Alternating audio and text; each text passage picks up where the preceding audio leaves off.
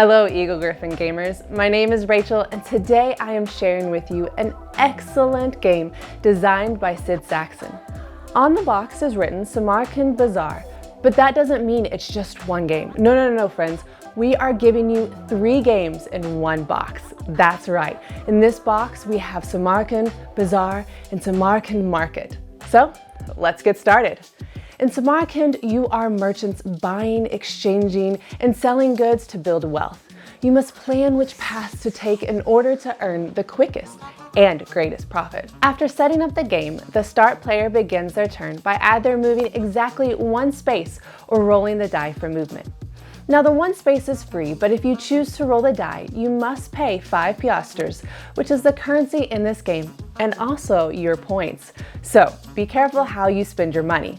If you choose to spend 5 money, roll the die, then move the exact number of spaces indicated on the die, following the arrows on the board. Along your way to your destination, you will ignore the actions of all the spaces you move through. Once you stop moving, you must take any required actions and are allowed to do any of the actions in that final space. Also, if you roll an arrow, you must move backwards 1 space, going against the arrows on the board. Once you move, you'll be able to visit one of the 3 types of spaces. The nomad camps, where goods are traded, the oasis, where goods are purchased, or the cities where goods are sold. Starting with the nomad camp, when you enter, you must place a cube, which are goods, on an empty space in the trading field. After doing this, you'll be able to trade as many cubes from your supply that is also at the camp, as long as you place the same number of the cubes you took. If you decide not to trade, but want to move an extra space, you still have to give the gift before moving on to the next space. If the nomad camp you want to trade with is already full of cubes, instead of giving a gift, pay 10 currency and take all of the goods. Then you will take 2 cubes from the bag and place them in that camp's trading field. However, if you enter and do not have enough goods to offer as a gift, you must pay 20 piastres to the bank and then draw a cube from the bag, which will be used for your greeting gift. Note, if you land on a nomad camp when you are using the die, you must give the normal greeting gift, but you cannot continue on moving. If you land on the oasis tile, you must buy either 1 or 4 goods, paying the cost next to it to the bank. If you cannot buy even 1 cube, you must return 3 goods of your choice to the bag. Or if you have fewer than 3 goods, you must lose all of them. If you enter a city, you must sell at least 2 goods of one of the 2 types that city will buy, if possible. You will only be able to sell 1 type of the goods, and the prices for the goods are located on your player screen. After the sale, you will place the closed market token over the good you sold. It is now temporarily closed and will not reopen until the token is moved to another market tile. Sadly, if you're not able to sell anything when you enter the city, you must show your cubes to everyone, proving you cannot sell. If the other players agree with you, then you must pay 20 piastres to the bank. Once someone has 500 money, the game immediately ends and that player wins the game. Now moving on to the bazaar. In this game, you will attempt to gain the right number of combinations of colored cubes through skillful trading to purchase the wares displayed in the bazaar. The values of the wares are determined by the number of cubes the player has left over following the transaction. So be careful how many cubes you collect. After you receive everything you need during the startup phase, the start player begins playing by either rolling the die or trading their cubes that are shown on the exchange rate cards. Players are only able to make 1 trade per turn. Also, you are only able to have 10 cubes at the end of your turn.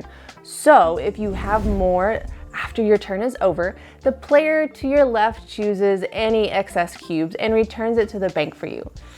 So don't collect too many cubes. If you have 5 cubes in your possession that match a ware card, you are able to use your turn by purchasing that card, returning the cubes to the bank, and then lay the ware card right in front of you.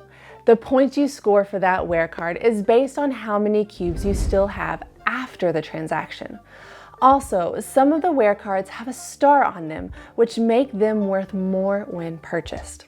To figure out how many points you will receive, refer to the column marked with a star on your player aid. However, once a stack of wear cards has been completely purchased, all of the remaining no-star wear cards are now considered to have 1 star on them, and the cards with 1 star are considered to have 2 stars. Or to put it more simply, all remaining cards are worth more. Once 2 wear stacks are completely gone, the game immediately ends. The player with the most points wins. If it is a tie, the player with the fewest wear cards wins. And if there's still a tie, the players share the victory. So be careful how many cards you buy. Lastly, we have Samarkand Market, based on Sid Sackson's game called Business. In each round, the number of lots based on the player count will be auctioned off simultaneously, bidding to determine what order they will pick their lots of cubes. If there's a tie when bidding, the ties are broken in player order, beginning with start player and moving clockwise. Once the cubes have been taken, starting with the start player, players may sell their cubes at the market price. The current market is determined by the 3 cards that are face up next to the draw pile. Once sold, you'll return the cubes back to the bag and then collect the right amount of piastras from the bank. At the end of the round, if you have more than 10 cubes, you must discard the extra cubes, returning them to the bag. Then the rightmost market card is discarded. The other 2 market cards slide down to the right, and then the new card is revealed. Afterwards, the start player token is passed to the next player, and the new round begins. This pattern continues until the end of the game. Once that last market card is revealed, the game enters the final round. Once finished, the game ends and the player with the most money wins the game. Samarkand Bazaar is a reimagining of 3 classic games by Sid Sackson. With high-quality components and beautiful artwork, we are happy to publish these 3 classic games in 1 box. So head on over to our website and purchase a copy for yourself. Lastly, I want to personally thank you for watching this video. Please, before you go, like, subscribe, and hit the notify bell button so that you can stay up to date with all of our future content. We greatly appreciate it. Thanks.